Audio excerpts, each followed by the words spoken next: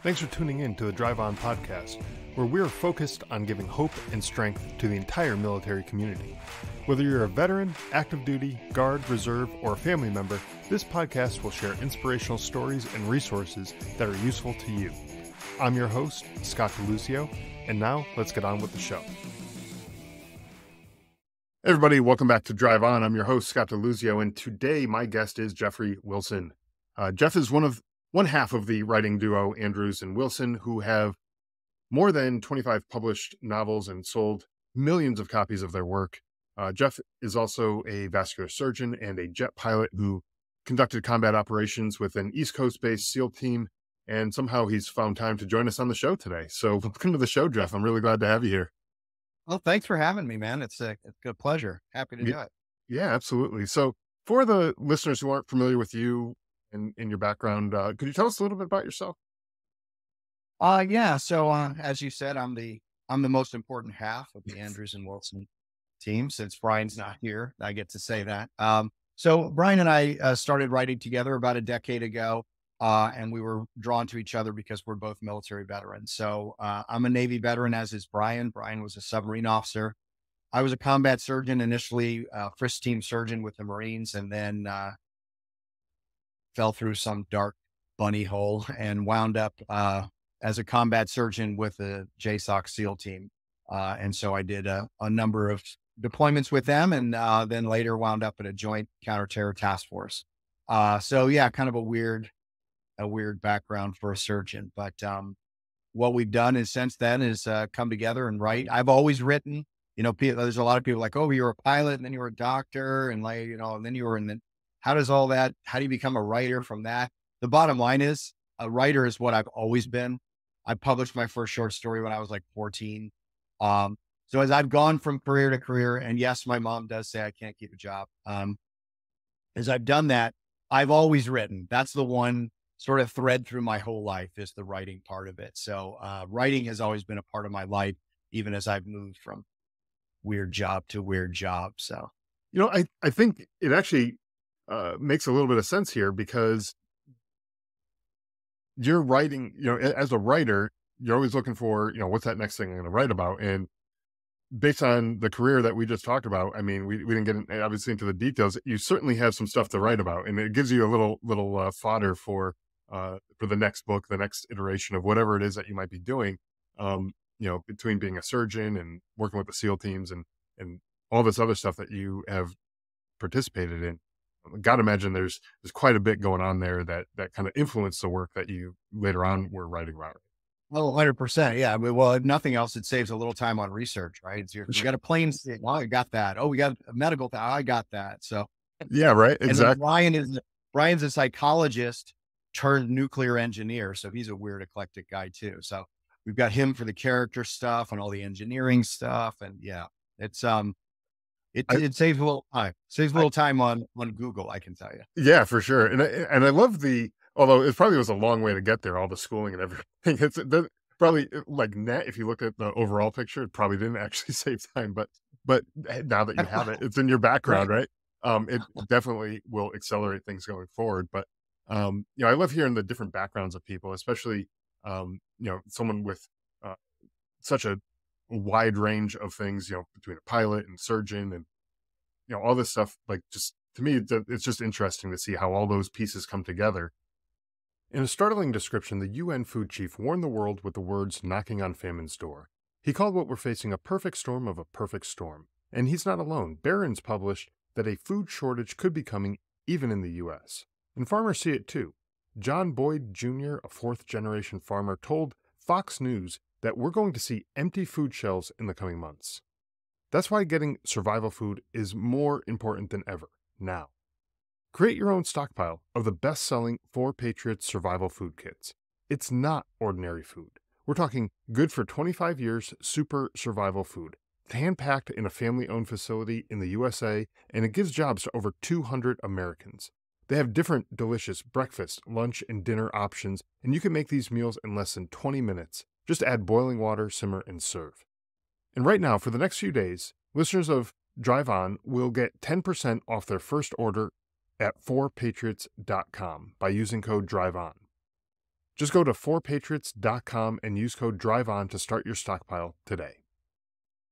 Um, Now, tell us a little bit more about the work that you did in the Navy, and how you um, uh, kind of got to where you were. Sure. I mean, I guess starting with how I went from one thing to another. So I had I had joined the Navy originally to be a fighter pilot, and wound up getting in a motorcycle accident very early in that pathway, and was sent home. I thought under the assumption that I would then heal up and return. But the Graham-Rudman cuts there, just to date myself how old I am.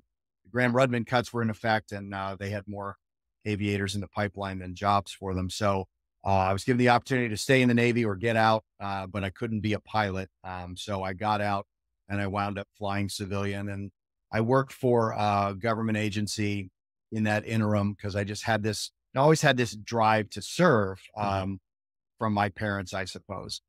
So I worked in another part of the federal government for a while. And from that, I decided, you know what? I think I just want to live a life of peace and a little less violence. And so I went to medical school to become a vascular surgeon. And honestly, at that time, like that's all I wanted to do. I wanted to be an academic surgeon. I wanted to write papers and do research and do surgery. I joined the Naval Reserves. That same kind of drive to serve was still there. But I was like, I'll be a reservist and do the weekend warrior thing and have a civilian career.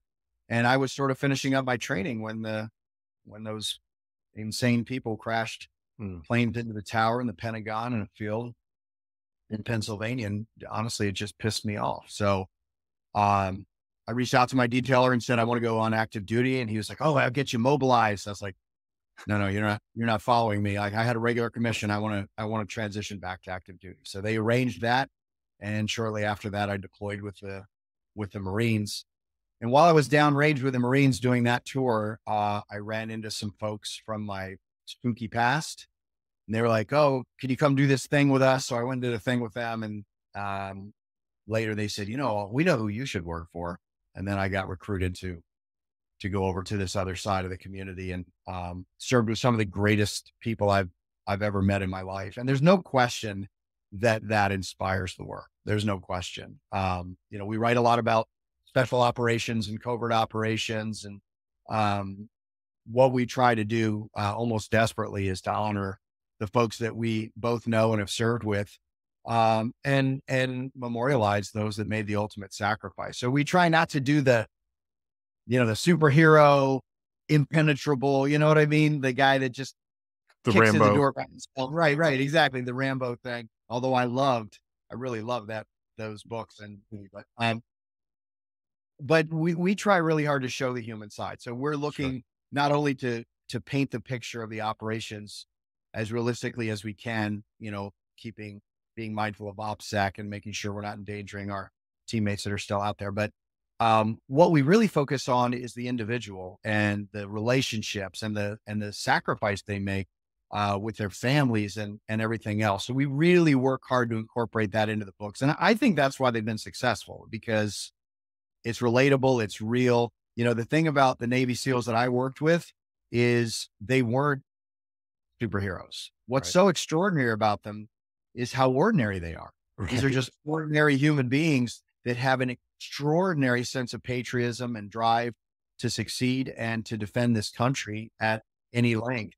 But this idea that when they come home, you watch the TV shows and they're all struggling and they're all getting divorced. And that wasn't the guys that I worked with. I mean, these Right. were guys that came home, they went to their kid's baseball game and they picked up milk on the way home from the compound and they took the trash to the curb. And Sure. to me, that's what's so amazing about them and what we've tried to reflect in the books, if that makes sense. It absolutely does, because you're right. The few Navy SEALs that I've known through doing this show and through other areas that I've just kind of ran into them.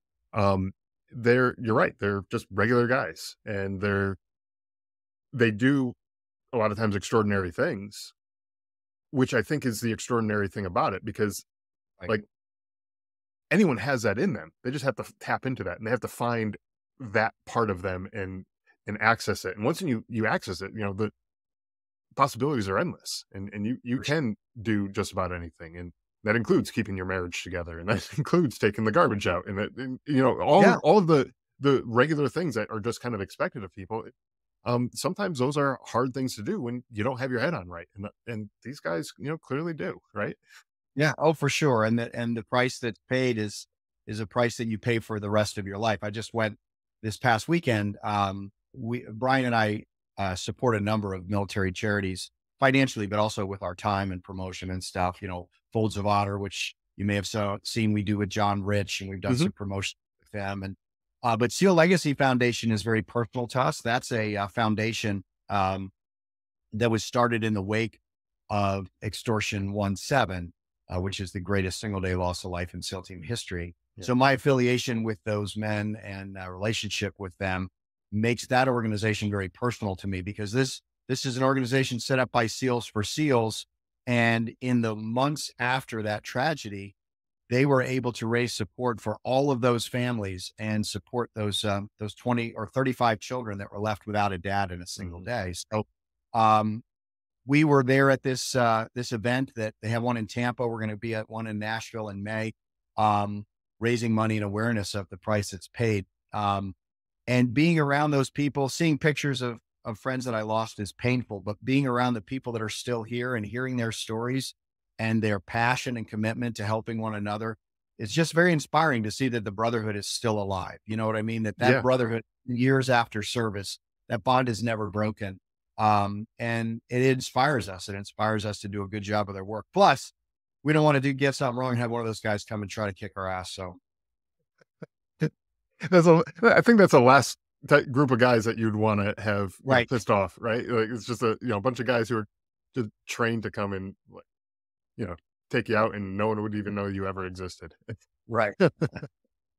So we are talking about a little bit about how your experiences in the military influence your writing, and clearly it does. Just all the different stuff that you've experienced. You were talking about your background, and everything that you've experienced, and how that's influenced things. But you also talked about how you've pretty much always been a writer. You've been a writer since, you said, what, 14 was your first short story that you published, right? So to you, it probably comes easy. I don't want to say easy, like what you do is not significant or anything like that, but it's probably more intuitive, more natural to be able to sit down and say, "Hey, I want to write a story about X, whatever it is." And a lot of times people have stories in them. They have experiences very similar to what you've experienced. Being deployed overseas, seeing crazy things, doing crazy things, and they have a story. They just don't know where to start. Do you have Yeah. any advice for those types of people, the other veterans maybe who are out there who, Yeah. they're like, "Yeah, I got that story. I just don't know what to." 100%. I Yeah. will, I'll preface it by saying it's not limited to writing. So one of the hardest Mm, things in military service, um, is transitioning out of military service, yeah, that's right. because there's an incredible number of skills and knowledge that you've gained. And some of them may seem like they don't translate into the civilian world, but they do. But the struggle comes from identity. So Mhm. when you transition out of the military, if you've been in for just a few years or you've been in for 20 years, that your rank and your MOS and your team becomes more than just a job. It's part of your identity. And when you leave the military, no matter what your background, whether you've suffered some things that create PTS or not, you'll lose an enormous chunk of your identity. That's And right. so these guys that come out and they say, "Oh, I want to write a book, or I want to start a business, or I want to be an actor," or whatever their passion is, they don't know how to start because they don't know how to redefine themselves, Mm, if that makes sense. it does. And so we work with those guys a lot. We mentor up to a half a dozen or so writers at any given time, mostly military guys connected with that have a story to tell. Jack Stewart's a great example. Jack is a retired F-18 pilot and Top Gun instructor who wanted to be a writer. And now he's bitten off a lot. He's got like 2, 3 book deals. So he's going to be a busy guy. But the point is that we connect with these people, including writers, and the lessons that we teach them are less about the craft of writing, and it's more about how to stay connected with that brotherhood that you serve, how to Mhm. take those lessons. So okay, maybe writing a book isn't the same thing as being the gunner on a right on a Humvee, but those lessons of team before self, of mission before self, that ethos that gets bred into your DNA can be applied to writing, can be applied to starting a small business. And so that's the first thing we say is don't think about the job skill that you had. Think about the ethos that you developed and the leadership that you developed and how you can apply that to going to nursing school, becoming a PA, writing a book, whatever it is. And then the second thing is to never forget that you're not the first dude to do it, right? Like everyone feels like they're so alone, like they transition out and they're like, I'm so alone. There's no, my whole community, my whole network is gone. They're not. There Right. was a guy that transitioned out the day before you did. And there was a guy that transitioned 5 years ago. And so that brotherhood is still there. And what we encourage people to do is connect with fellow veterans through a variety of communities that are out there, whether it's writing or business entrepreneurship, whatever it is, and be in brotherhood with those people because you can lift each other up. You can have the satisfaction of helping them while they help you. So I think far more than the craft, which I'm happy to talk about, but far more than the craft of writing, that's the biggest lesson. You just have to say, this is my passion. I believe that when you have a passion for something, it's because God created you for that purpose. So Right. you have that kind of passion, then you need to engage it and figure out how to make it happen. But don't forget who you are and translate that forward. That's great. I mean, because, sometimes we do forget who we are, especially when our identity gets so intertwined with our service, and that becomes like that's who I am. And then we get out, and now it's like, who the hell am I now?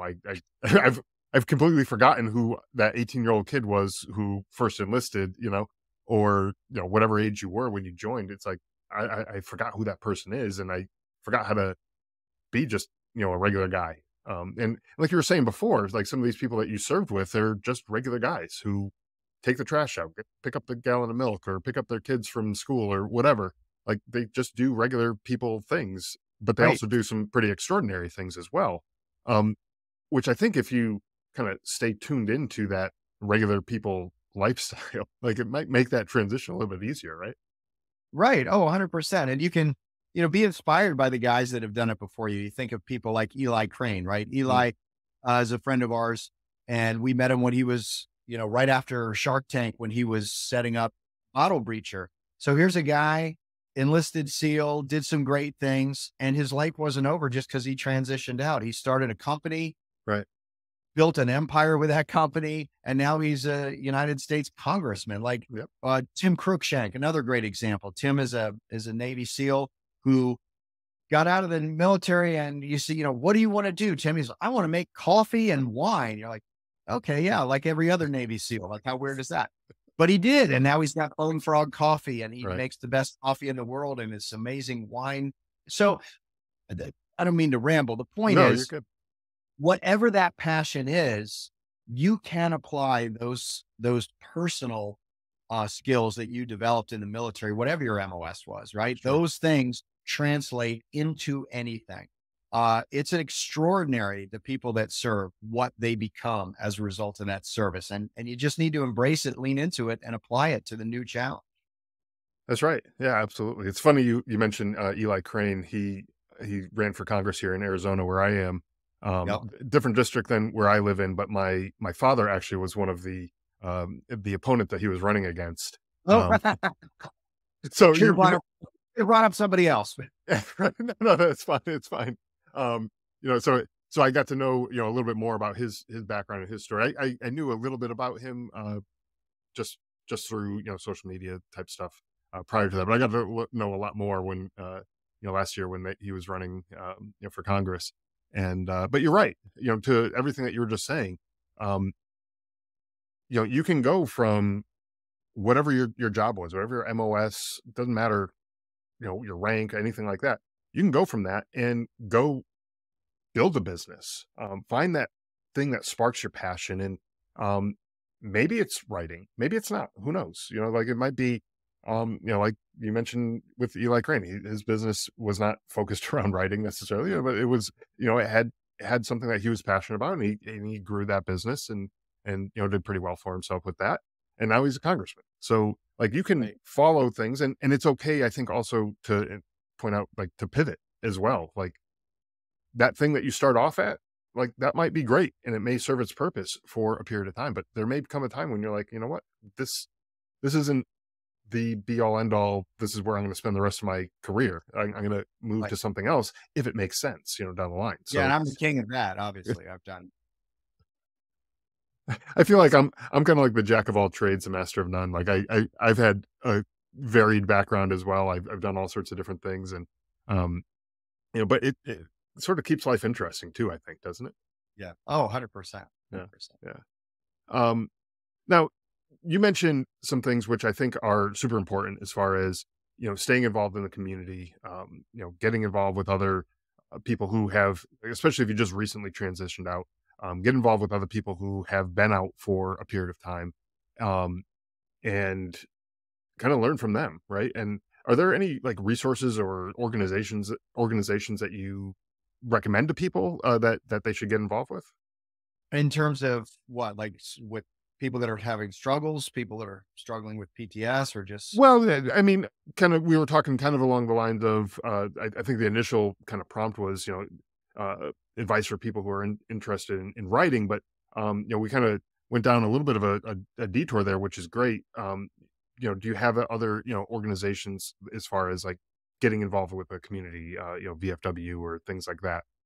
yeah, I mean, Like I things. think that I think it's different for everybody. I think you Sure. connect in a way that's organic for you. Sometimes it's just being in community with folks that you used to serve with and staying in touch with them. Sometimes it's, in my case, we started a men's military ministry at a large church in Tampa.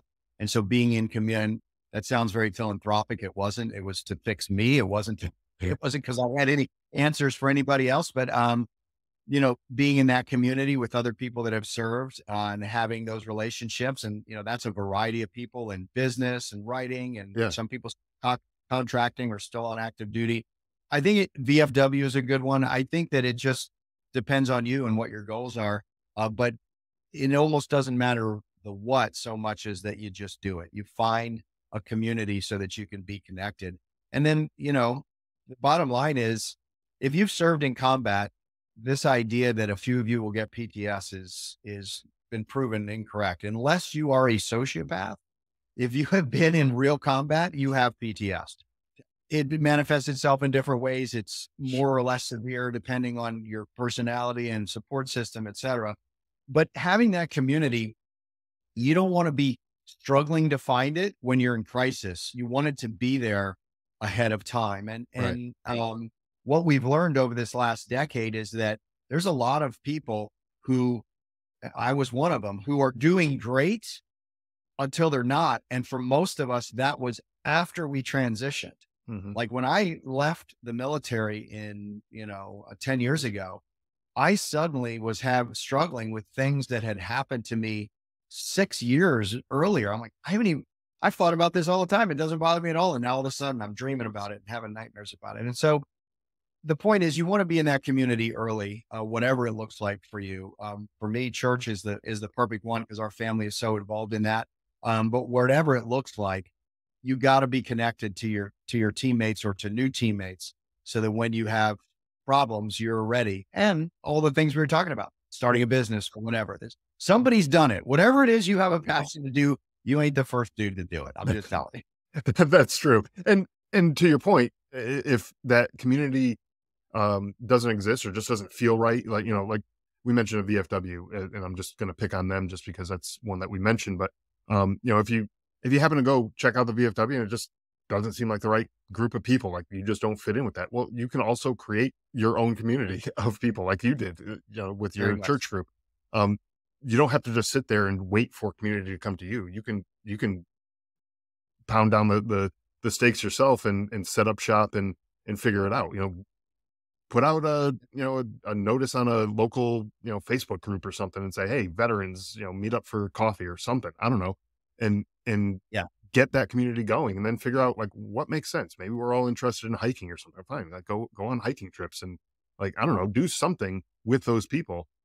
So you're not just isolating yourself and just sitting around wasting away, on, in your house, on your couch or whatever. Like, get out there and do something. And Yeah, that's and for folks that are in crisis, there's organizations specifically that I should shout out. mhm, All Secure Foundation, run by Tom and Jen Satterley. You probably are familiar with them. They do amazing work for relationships that are fractured because of PTS. The Mighty Oaks Foundation that Chad Robichaux runs.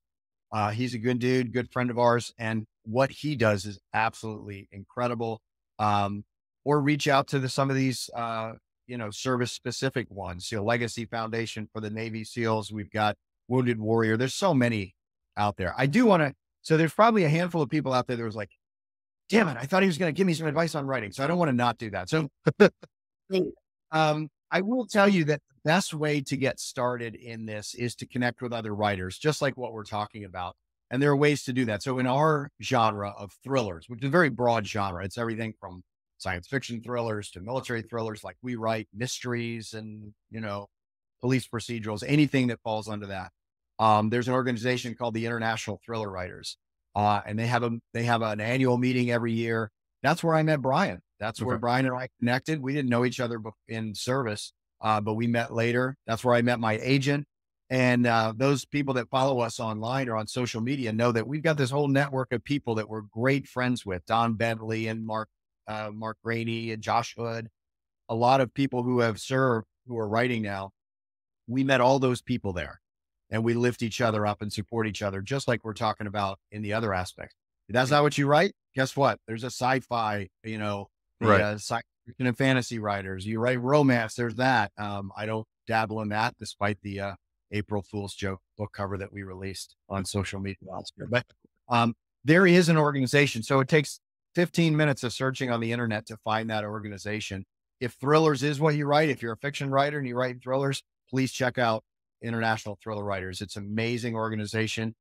Come to New York, hang out with us, have a cocktail with all your favorite writers, and get advice right from the horse's mouth. Like, yeah. it's again, just like we were saying before, right? It's about being in community. And that's available for writers too. That's great advice too, and I think really the central theme to all of this is the community aspect of it. Get involved with other people, and if there's a saying, I'm probably going to butcher it, but if you want to go fast, go alone. If you want to go far, go together. And I think I might have gotten that right, but uh, either way, the sentiment's I still like there. it, even if it's not right. I love it.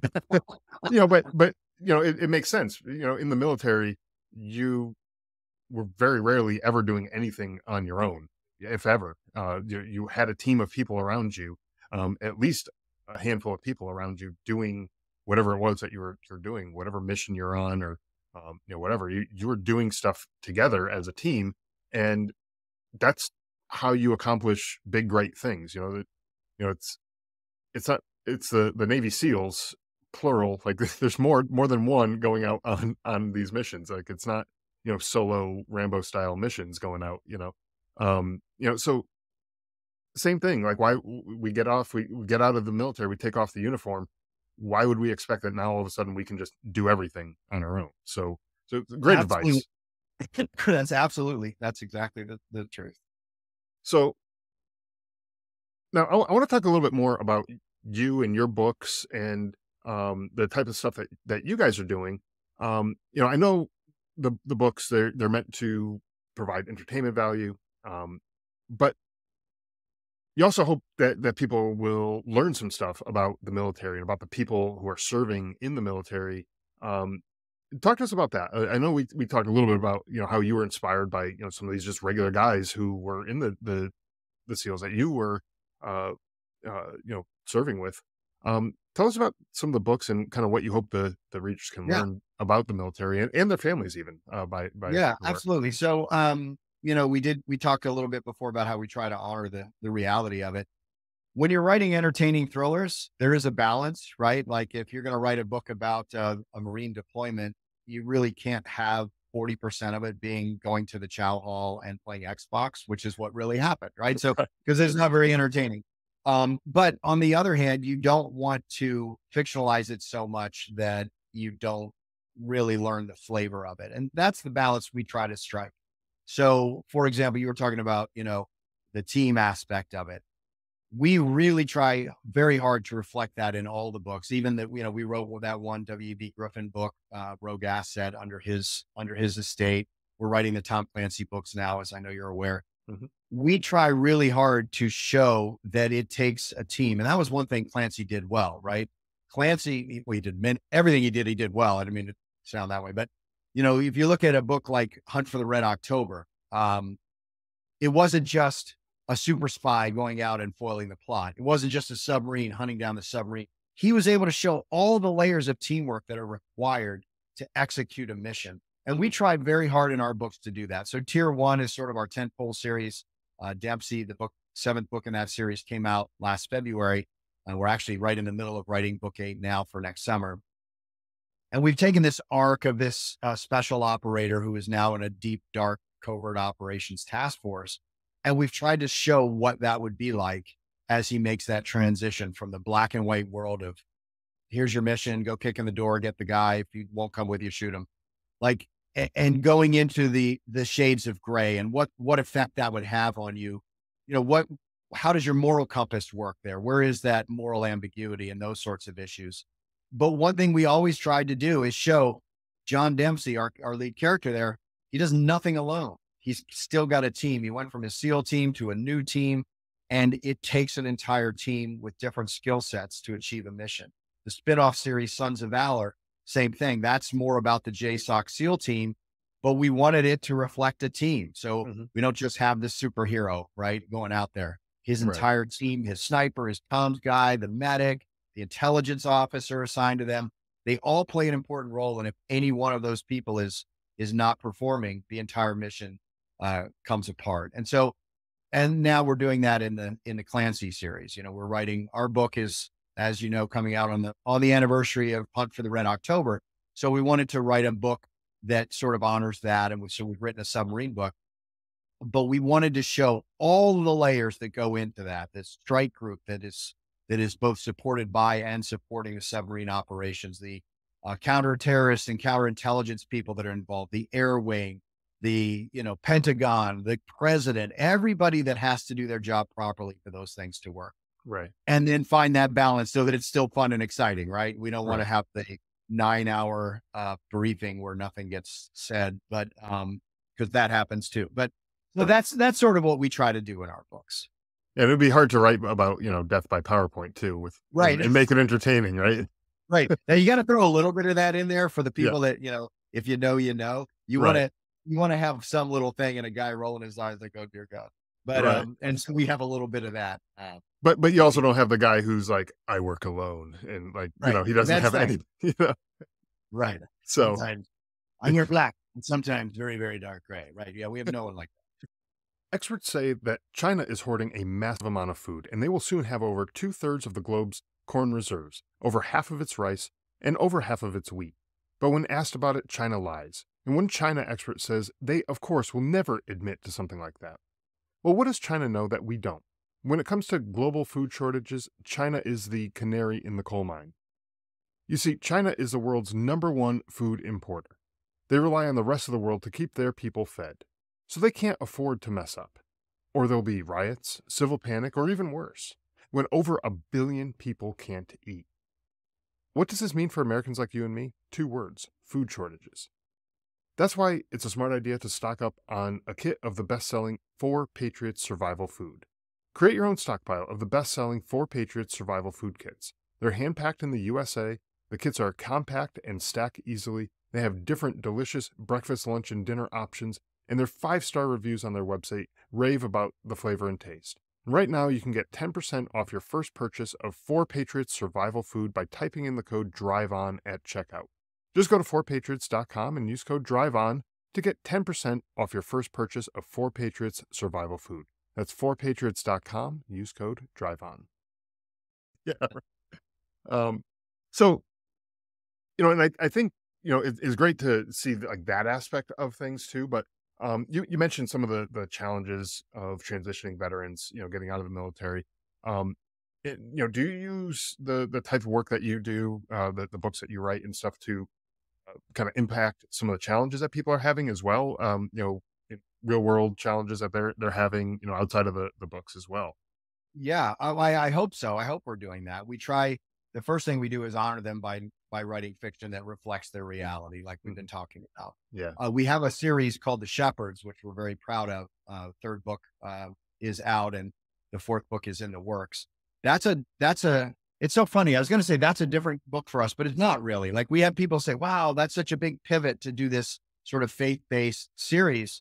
And I remember the first time someone said that, I was like, "Is it though?" Like, I mean, is there a human being that doesn't ask questions about, is there a God? Is there not? What's my role sure. in the universe? It's a universal human answer. The questions are answered by different people in different ways, but you're almost writing bad fiction if you don't have some of that in there. Like that's how humans think and what they worry about. And so in the Shepherd series, we were able to write a book about a Navy SEAL, unlike John Dempsey, unlike Chunk Redman in our other series, who are at the top of their game. We meet Jedediah Johnson when he is broken. Like he's broken physically. He's about to medically retire from an injury. He's broken emotionally because he's separating from his team and it's all he's had for the last decade and a half of his life. Mhm. And he's broken spiritually. He has run away from his faith during that he had in high school when he encountered true evil and wasn't sure what to do with that. And so here's sort of the anti-hero compared to a Dempsey, right? Who's ready to fast rope in and kick the doors in. This guy's broken and doesn't know what his future holds. And so you get to go on this very exciting thrill ride of a kidnapped girl who has special powers and he's got to save her, which will save the world. But at the same time, you see his arc of how he's finding his new identity and transition and how he's dealing with questions of, how can there be a God in heaven that would allow these horrible, evil things to happen in the world? Yeah, It's a question that everybody who has served in combat asks at one time or another. What do I really believe about a God that would allow the things I saw to occur? And so we get to go on that journey spiritually with him as well. So we're very proud of that series. I guess it is a little bit different, but there's plenty of Andrews and Wilson ass kicking bad guys in there too. and I think that type of thing, it does. You don't have to write about true events that actually happen. It can be fictional, but having those stories with that type of um, the type of answers to questions that a lot of us have, like why would God do such or allow such bad things to happen to good people, and those types of questions that a lot of us end up having, especially with the ones who've deployed and have seen atrocious things happen.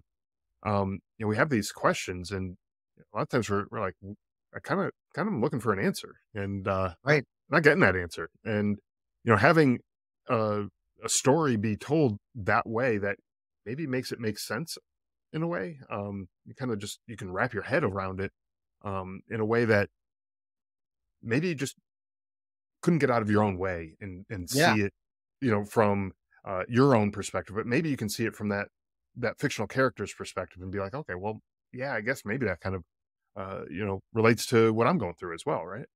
Yeah, 100%. I mean, we don't have to answer the question for you, but maybe we can help you formulate the question in a way that you can address it on your own. Maybe you don't end up Yeah, where Jen does in the book, but you can find your way to the truth in your that's right. own way if we can help sort through it a little bit, I think. Mhm.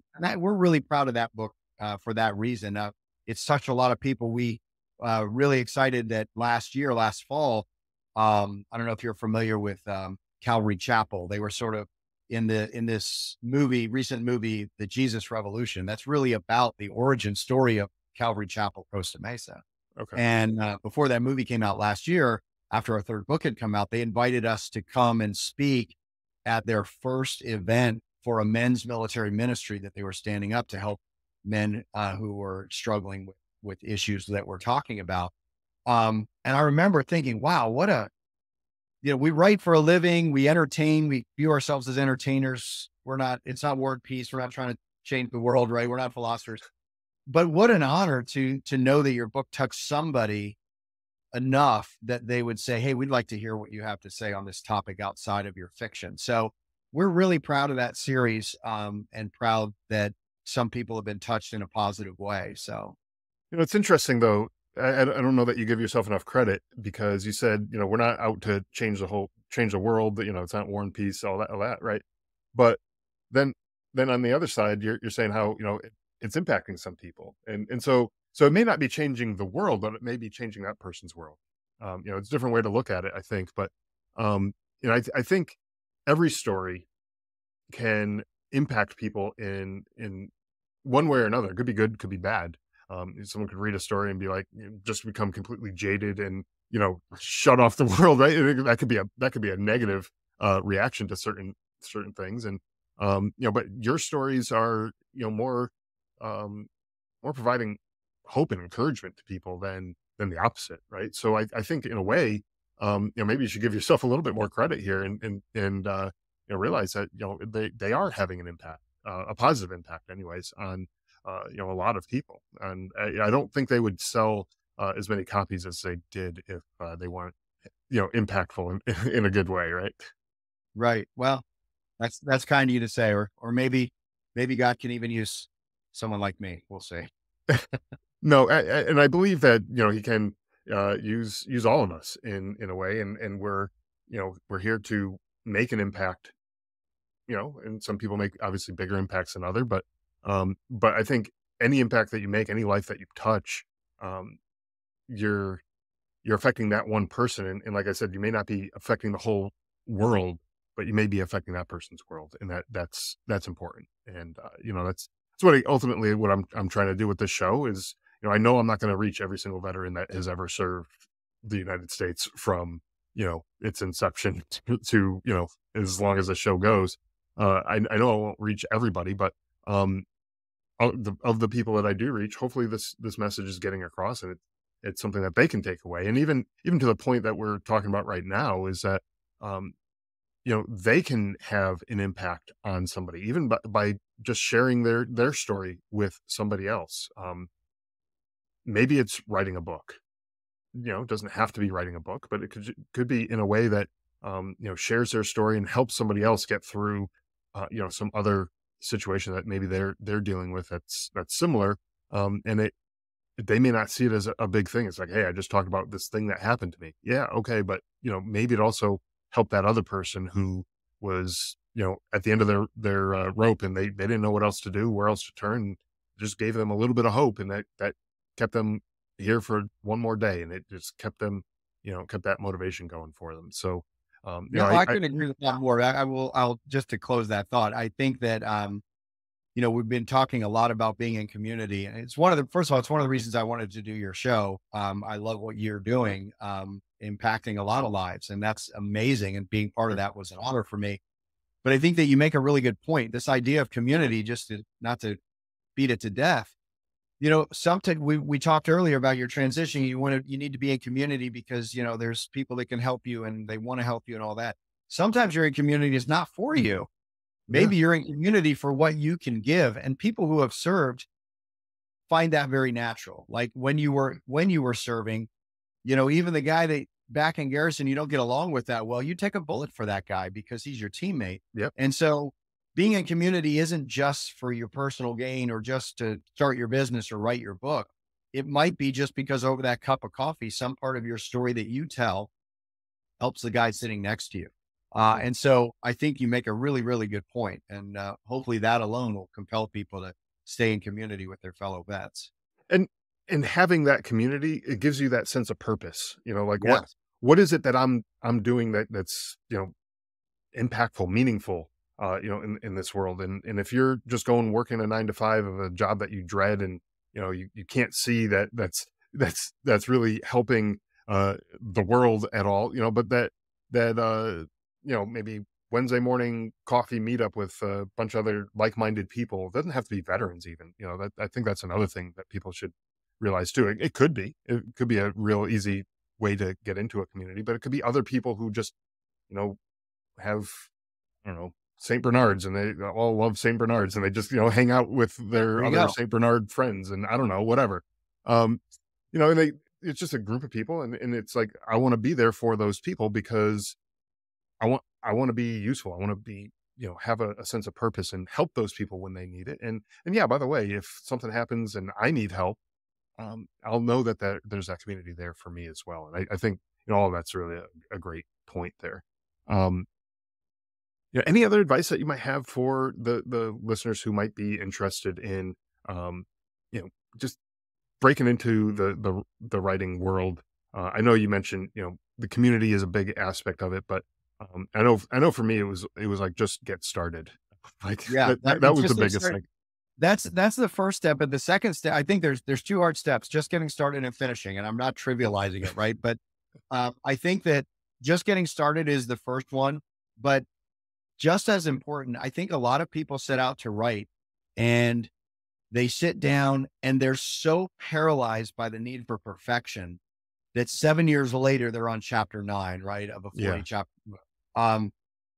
So the one piece of advice, or I guess 2, I'll say 2 things. One, if you're starting out writing now and you're an adult, you've transitioned out of the military, you probably have some responsibilities and you probably have a job and some mouths to feed and stuff like that. So you can't just like lock yourself in a log cabin somewhere and write your novel. So, um, one mistake that people make is they try to, of course, you're going to be doing it part time. You're going to be doing it in your free time.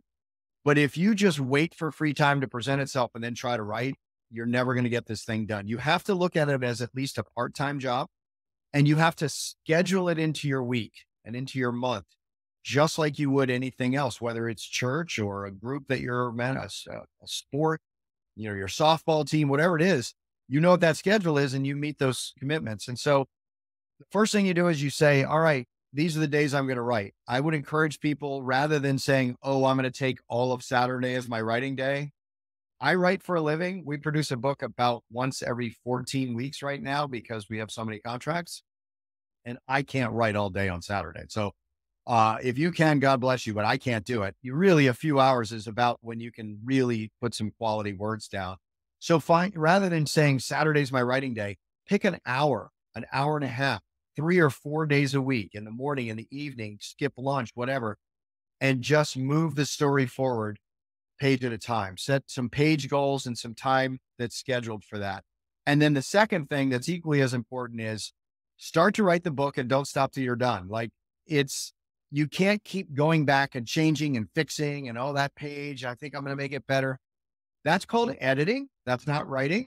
That's for later. And so the thing that I tell people that I think is most useful is, other than the scheduling the time, is sit down, have your story in mind, let it change, let it evolve as you write, scribble notes to yourself with things maybe you need to go back and fix because the story took a different turn, but write it and finish it. And then put it in a drawer, let it sit there for a few weeks, read it, make notes to yourself of what you're going to change, and now you can edit it.